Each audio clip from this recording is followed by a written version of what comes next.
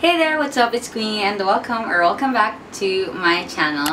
And for today's video, we are gonna be doing a sit-down video. As you can see, hindi ako mag-vlog, guys. I mean, I'm vlogging, but I'm not moving vlogging. That makes sense? But whatever.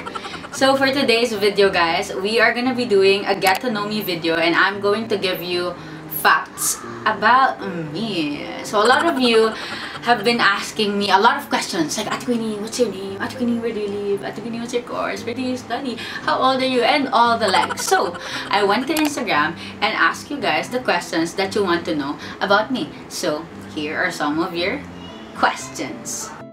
So for the first question, let's answer. Ate Queenie, what's your full name? Okay, so guys, my full name is Queenie Ann Sayo Lopez. So siguro tatanungin nyo, bakit Queenie Ann Sayo Lopez? Fun fact guys, lahat kami magkakapatid ay babae at lahat kami mayroong Ann. Like, second name naming lahat ay Ann. Maliban kay Kiana, may baby sister, dahil third name niya yon. Queenie Ann. Kaya Queenie kasi ako yung unang babaeng apo sa babaeng anak ng lolo ko. Gets ba? Like, so parang ako yung queen, ako yung reyna nila nung pinanganak ako. Kasi nga, nag-iisang babae yung mami ko, tapos babae pa yung apo, or babae pa yung anak ng mami ko. So, ganon. Kaya Queenie Lopez. Ang nagbigay sa akin ata ng pangalan na yun ay si Tita Libby ko, if I'm not mistaken. So, second naman is, Ate Queenie, how old are you? So guys, I am 20 years old. Marami nagsasabi, minsan daw, dahil sa TikTok, akala nila I'm 23. Tapos minsan naman, yung mga hindi nakakilala sa akin sa TikTok, tinatanong nila ako if I'm 18, 16. So guys, 20 na po ako. Opo, medyo hindi lang po siguro halata, pero 20 na po ako. And I was born parang lately lang. I was born in March 4, 2001. And another fun fact ay, hindi po ako taga Manila. Marami kasing brands na nag-i-invite sa akin to go to BGC or they will visit daw my house, but they're only operating in Metro Manila. But guys, I am from Bulacan. Pero mayroon kaming condo in Manila. However, hindi ako doon tumitira ngayon dahil it's pandemic and I'd rather be here at home with my family. Okay, for the next one, Ate Queenie, where do you study? So, I study in Ateneo, the Manila University. I am currently in sophomore. So, second year college na ako, guys. And yeah, next fun fact is related din dito. What is my course? I am taking AB Management Economics right now, guys. But hopefully soon, I'll get a minor in communication. Kasi sobrang dal-dal ko. As you can see, guys, puro dal-dal lang tayo dito. I like business. I love managing. I love management. I love economics. I just don't like math. Pero yeah, that's my course. Next naman, guys. A lot of you guys have been asking, Ate Queenie, ano po ba ang height niyo? Ba't mukha po kayo matangkad? Guys, 5'3" lang talaga yung height ko, no? Nadadaan lang po natin yan sa pa-angle-angle. Pa-forward-forward ng unang pa ako. Okay, so sa lahat ng mga tatanong po, ayan po, 5'3" lang po ako. And my dream height is 5'4". As in, sayang, Lord. Ano ba, Lord? Char. Next naman, a lot of people know this. But guys, hindi talaga ako mahilig sa milk tea, but Macau. Yung milk tea lang talaga sa Macau na may cheesecake yung iniinom ko at na-enjoy ko. Tinry ko naman siya. Ilang beses ko naman siyang tinry. I did my best to drink it. But I cannot. Yung sa Macau lang talaga. Macau. We can. Charot. Okay, next. Your insecurity. Before, one of my biggest insecurity is my weight and my nose. Like, a lot of people, even family, nagsasabi, like, parang for them, parang pang-asar lang na, oy, pango, or like, wala man lang magandang ilong sa inyo, blah, blah, blah. Parang, and what about it? And what about it? So, sobrang naging insecurity ko talaga siya. Alam niyo guys, yung, Dati, like, lagi ko pinipiga yung ilong ko or sobrang sakit na ginaganon ko yung buto sa ilong ko, pinapaliit ko siya. Kasi, I'm tired of hearing people saying that, maganda ka naman eh, kaso pango ka. And what about it? Maganda pa rin ako. So, ang dami talagang nagsasabi ng ganon. And then, for my weight naman, a lot of people din, kahit not my family members, but my family members be toxic sometimes. Sabihin nila, parang alam niyo, yung mga marites mong tita at titos na mga, ewan mo, kulang sa pansin, gandang-ganda at paging-pagi sa sarili. Like, sabi na, uy, parang tumataba ka ata, o kaya, keng-keng napapabayaan si Kuya Saksina. Like, di ba pwedeng may pambil lang kami ng pagkain? I know, those are like, nangaasar, but it really damaged my mental health. And sobra ako nag-insecure. I don't even wanna take photos when we travel. Kasi, iniisip ko pag pinost na naman ng dad ko yung mga photos, sasabihin nila, matataba si Queenie, ang taba ni Queenie. So parang, so simula nun talaga guys, ayun, I started working out, doing my best to lose weight. Pero, one thing na I discovered is, mabilis talaga akong tumaba. Very mabagal yung metabolism ko. So, I really need to make a lifestyle to improve myself and my health. So, and I'm happy naman right now with what I have. And yeah, and right now, my nose, I'm really confident about it. I don't even care. Thanks to contour, but still, you know, I can go outside without contouring. But, you know, I found ways to love my insecurities and to deal with it. So to the haters out there, sorry, not sorry, bestie, ang dami talagang nagsasabi sa akin na, Queenie, ang sungit-sungit mong tingnan, or at Queenie, hindi po kita kinakausap kasi ang sungit niyo po. I understand that. I believe na sobrang strong talaga ng personality. Yung akala mo sasapakin ka, or hindi naman ako galit, pero feeling ng mga tao, dahil sa voice ko, normal voice, when I'm not modulating it, or parang hindi ko siya inaarte, talagang malakas yung boses ko, very strong. And even my personality, kahit naman kasi yung facial features ko, diba? Chinita, tapos maliit yung mukha na manipis yung kilay. So parang mukha talaga akong mataray. Pero hindi ako mataray in a way na tatarayan kita kasi wala kang ginagawa. Yung mga papansin na mean girls, hindi naman. Like, if you talk to me and we vibe, talagang, girl, sobrang baliw ko, sobrang lokal-loka ko. As in, sobrang wala akong hiya in public. Wala akong pakialam sa sinasabi ng ibang tao. Siguro mataray ako pag may attitude ka. Pero pag wala kang mga attitude, we good. Ganon. Ganon.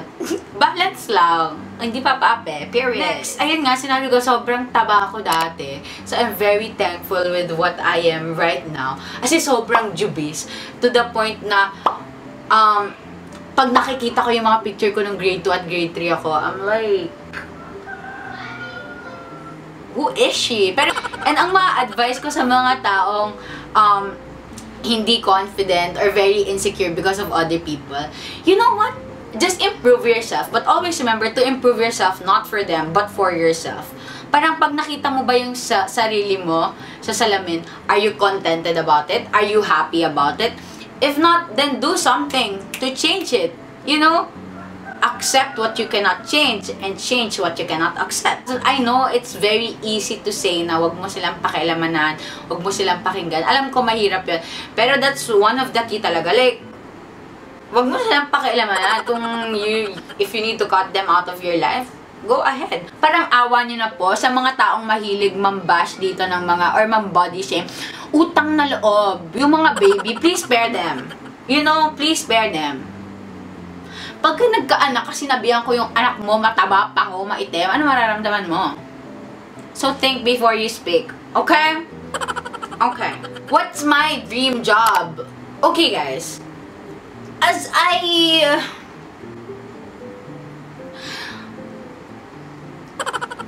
ano rin Tagalog nun?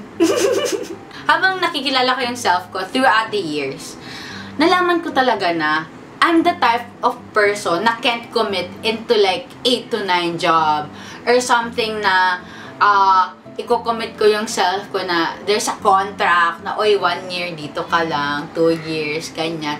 Parang ako yung type ng person na gusto ko, hindi ako pako, hindi ako stagnant. I really can say na doon ako forever sa work na yon. And isa rin sa mga naisip ko na yes, I can commit, but the only thing that I can commit to is doing business. Doesn't matter kung business na negosyo or business na brand ko or myself like this, doing content. Basta it's about the business. But most especially, of course, I want a business that's profiting, but not, but it's not profiting in a way na sobra ka nang nakaka-perwisyo sa iba. As much as possible, I want to help other people sa business din. Parang, it's not just me being the capitalist. I am an economist, guys. Remember, I'm an economist. So parang, I want to help people. I want to allocate the resources rightfully. And I don't want to hold people on their neck na they will just follow me. I want them to grow. Parang, okay, dito ka sa akin ngayon, learn from me, learn from everything that we're doing, and once you can stand on your own, go ahead and grow. Because I don't want you to be stagnant. Kasi ako din ayoko nun. So, ayoko hawakan yung mga tao na forever ka na nasa akin. If tingin mo mag-grow ka, dito, ngayon, go. But if you think you already attained everything that you need here and you can grow more outside this relationship, this network, then go ahead. So, yon. Nasagot ko ba kung anong dream job? Next is, what is your zodiac sign? Grabe, no? From very heavy talking, zodiac sign tayo ngayon. Yung zodiac sign ko, guys, as what I've said kanina, my birthday is March 4. So, I am a Pisces. Diba? Like, katulad ko sinabi ko kanina sa personality, a lot of people misunderstood me. Pero yun nga, as a Pisces, talagang ganun. Parang kailangan ko i-explain lagi yung sarili ko. Pero alam nyo, nasa point na ako ng life ko na, ay, nakakapagod mag-explain. I-judge nyo na lang ako. Like, period. Next naman is, if you don't know, guys, I really love to travel. Not only inside the Philippines, or I mean, not only outside the country, but also in the Philippines. Ewan ko, parang pag nagta-travel ako, parang feeling ko kaya ko yung sarili ko. Alam niyo ng parents ko, pag nagta-travel kami sa ibang bansa, kaya ko mag-book ng hotel, kaya ko mag-book ng flight, maggawa ng itinerary. Alam niyo yun, parang ako na yung travel agency nung pamilya namin. Pero syempre, yung mami ko nagbabayad. Siguro at the age of 16, nakakapag-book na talaga ako at travel mag-isa. I know, ewan ko sa iba, sabihin nyo, 16 kami din naman. Edi okay, tayo din naman. Shinare ko lang na marunong na akong mag-book ng 6. I don't know, I just really, really love travel. So, ayun. Next fun fact, my favorite country is, oh my gosh, ang hirap. It's either Korea or Japan talaga. Parang feeling ko, doon ako belong sa Korea at saka Japan. Siguro, aside from the facial features, pero parang alam mo yun, like, you feel the connection. And sobrang sarap kasi ng mga pagkain doon. Like, guys, sobrang sarap talaga. Kaya, ayun. Yun yung favorite country. Next is, ayan, dahil sinabi ko na nga, I love to travel and ganyan. I am also adventurous. As in, alam niyo yung mga, kuwari tatalon-talon sa mga dagat-dagat, tatalon sa mga clip-clip. Duwag ako in a way na alam kong masasaktan ako. Like, for example, tatalon kami sa sementeryo ng mga kaibigan ko dati. Like, di ako tatalon talaga kasi alam ko masasaktan ako. Pero, kuwari yung mga something na ng adrenaline rush, sobrang adventurous talaga. Like, okay, Queenie, sumali ka sa ganito. Ay, sasali talaga ako. Kuwari, Queenie, go to ganito. Pupunta talaga ako. Kaya, Queenie, try this, ride, ganyan. Itatry ko talaga siya. Like, I know what fear is, pero, I'm just adventurous. I love to try everything. So, next is, may lahi ba ako? A lot of people are saying, Queenie, what's your nationality? May lahi ka po ba? Are you Chinese? Are you Korean? Are you Japanese? Guys, I'm full Filipina. Okay, yun. Filipina ako, guys. As in, wala akong halo. Pero, syempre, meron naman kaming, like, wala akong dominant na halo. Gets ba? Parang half Korean, half Filipino, half Chinese. Walang ganon. Parang, Filipino ang dad ko, Filipino ang mom ko. Pero, yung lola ko may half Chinese siya, So, ganon. Tapos yung isa ko lolo, may Spanish blood siya. Ganon. So, Filipino plus halo-halo. Period. Ayun. Next is, marami rin nagtatanong, Ate Queenie, K-pop fan ka po ba? Guys, I like to consider myself a K-pop fan before. Ngayon, I'm a K-pop supporter na lang. Hindi ko na ma-consider yung self ko na fan kasi hindi na talaga ako super fan na parang, oh my gosh, may bagong album, bibiling ko yan.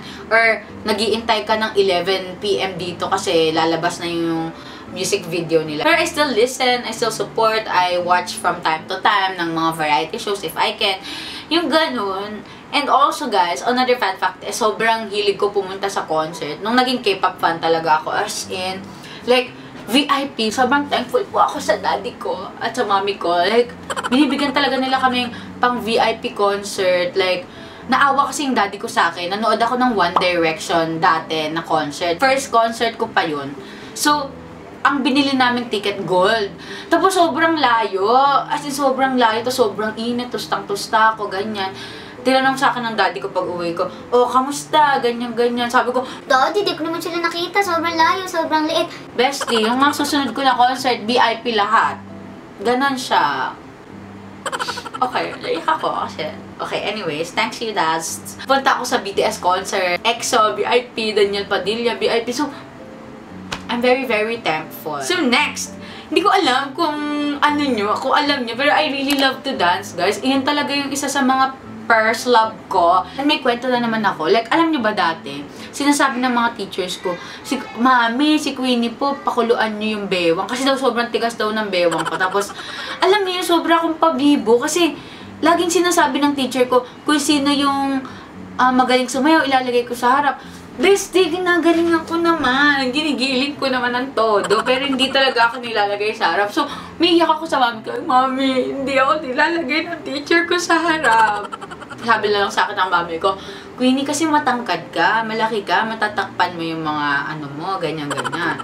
Di ako pumayag, bestie. Nag-aral talaga ako lang, nag-aral. Sayaw lang ako ng sayaw. At nung grade 2 ako yung choreographer namin. At syempre, di ako pawatalo. Dahil ako yung choreographer, ako lagi nasa harap. Period. Like, kinareer ko talaga. Siguro nagkaroon na lang ako ng sense of, hindi ko alam kung anong sense yun. Pero, yung point na hindi na ako humaharap para mas maganda yung formation. Ayun. Like, mas maganda siguro pag dito ako sa likod. Pero, syempre, papansin pa rin ako, like, ginigiling ko pa rin ng todo-todo yun. So, ayun. And also, I like singing. A lot of people are saying na, hey, Queenie, maganda naman yung voice mo. Pero kasi, dati, meron kaming mga singing-singing. Feeling ko talaga nagpapanggap lang yung mga kaibigan ko nagagandaan sila sa boses ko para hindi ako ma-offend. Pero kasi, alam ko naman na hindi lahat ng kanta kaya kong kantahin ng maganda. Like, meron lang siyang certain, you know, forte, ganon. So, yeah, I like singing. I just don't know if singing likes me. Also, I can play the guitar and I do enjoy playing the guitar. I started playing the guitar when I was in grade 4. Naalala ko yun. Nagdadala kasi yung mga kaibigan ko ng guitar sa school. So, parang sabi ko, ay, parang gusto ko rin matuto. Tapos, yung kuya ko, yung pinsan ko, ano siya, may banda siya. Tapos, kinukuha ko yung gitara niya, tapos pupunta ako sa Panchon. Kasi malapit sa Panchon yung bahay namin. Magigitara ako doon sa mga ganun. Tapos, nagbe-bass guitar, electric guitar. Pero di ako sanay. Gumaganyan lang talaga ako. Tapos, nung nag-aral ako, ayun, sobrang naging confident ako. Nagdadala ako ng gitara lagi. So, yun, binili ako ng daddy ko ng magandang guitar. Thanks, Dad, again. So, anyways, ito isa pa sa mga hindi nyo alam. Tumutula ako dati. Like, as you can see guys, diba, sobrang ano talaga, laki ng boses ko. And grabe talaga, like, yung tula ko talaga parang panlalaking boses. Kaya pagka dumalaban ako dati, pagka ako na yung tutula, nagtitinginan sila, parang, babae to, diba? Bakit ganito yung boses niya, girl? Kahit pinagtatawanan ako, kasi diba nakakatawa daw, sabi ng mga pabibon yung kaklase, na nakakatawa pag tumutula. Pero parang ako, wala.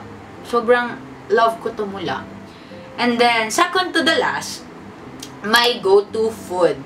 So, ang go-to food ko talaga ay pasta, ice cream, and sushi. Basta yung pasta ay white sauce, like truffle, carbonara. Ayun talaga, sobrang delicioso. Sobrang sarap. Yun yung mga pagkasad ako, kakainin ko siya with steak, ganyan. Tapos sushi. Yung sushi, kahit bagong kabit yung brace ko, yun lang yung pagkain na willing ako masaktan. Kakainin ko pa rin siya. Ganon ko kalove yung sushi. And the ice cream naman, go-to ko to pagka may period ako. Kasi I really get bad cramps. So, pag umiiyak ako, makain ako ice cream. So, yeah. And lastly, Ate Queenie, what's your pet peeve?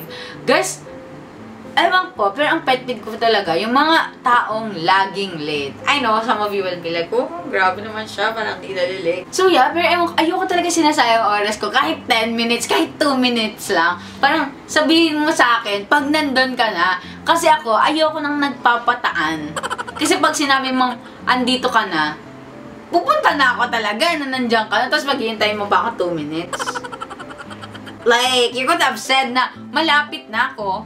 Hindi, sana hindi ako nagmamadaling gets ba? Parang, be precise. Ganon. Like, huwag sayangin oras ko, bestie. You know. So, yun. Pero ayoko talaga. So, yeah, guys. That is it for today's video. I hope you get to know me for a little bit.